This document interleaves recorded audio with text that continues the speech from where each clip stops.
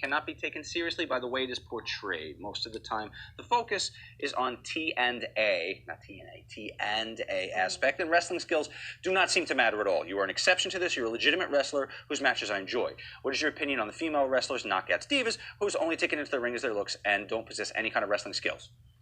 You know how I love this question because I get it a lot. It's like a covert way to say you're ugly as hell without actually saying it. It's just like, oh, all these pretty girls, but you're not. You're so awesome because you have talent. But isn't it legit to say, couldn't you be a pretty girl, but be a good? I mean, there must be female wrestlers. I am a pretty girl and still kick ass. But that's what I'm saying. But you're saying that they ask you because they think you're not. But there are great female wrestlers of all. Yes, but of all walks. I mean. But are you annoyed by the girls that have a spot because they shouldn't? No, I'm annoyed by the girls that have a spot. Yeah, yes, because mostly not because they have T and A, because I got some T, and I got some A. I'm mostly annoyed with the girls that, you know, they suck the cock and then they get the spot. The Iron Sheik just showed up. Right, okay, so, well, of course, that aspect of it. Yeah. Like, you know, people that rise to the top, I'm like, who's she fucking? Right. That goes on. I know, right? God. Oh, my God. For years in the WWF, it was only guys that got their jobs that way. I guess it's the women now. Pay for pay. Ooh. Oh. Calm. Oh. I like big girls. All right. What is your favorite sex position?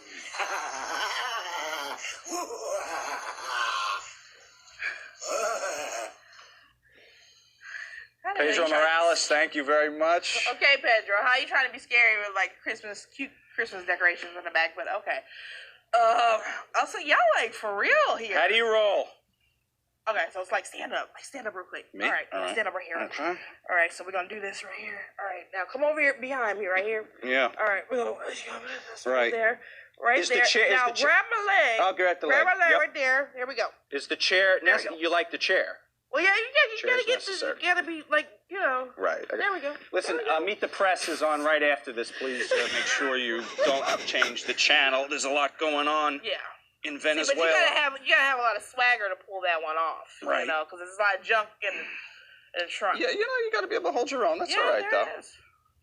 Dos Owens.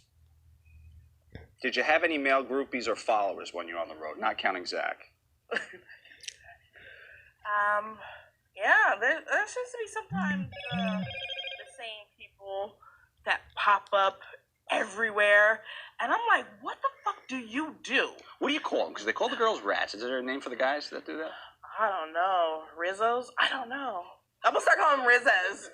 I don't know, but it's like I get fascinated because I'm like, what do you do that you could afford this? I'm in TNA at the time, and I'm like, I can't afford a ticket to the fucking show, but you're at every damn show. What do you do? I'm gonna do what you do, shit.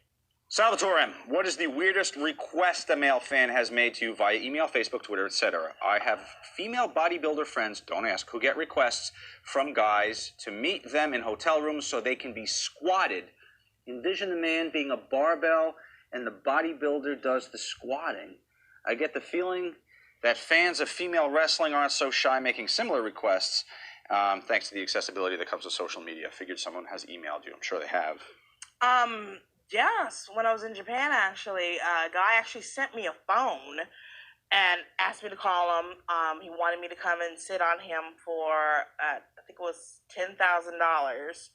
I had to think about it for a minute. Shit, you just want me to sit on you for $10,000, but yeah, it was just odd. And he sent me a phone, a prepaid phone, and I used that. Actually, I used that phone, then I passed it on to Natty Neidhart, and she used it, and then I think Loki used it later. And it was like and then Sarah Del Rey used it. So anybody that came to Japan had this phone that this crazy person had sent me.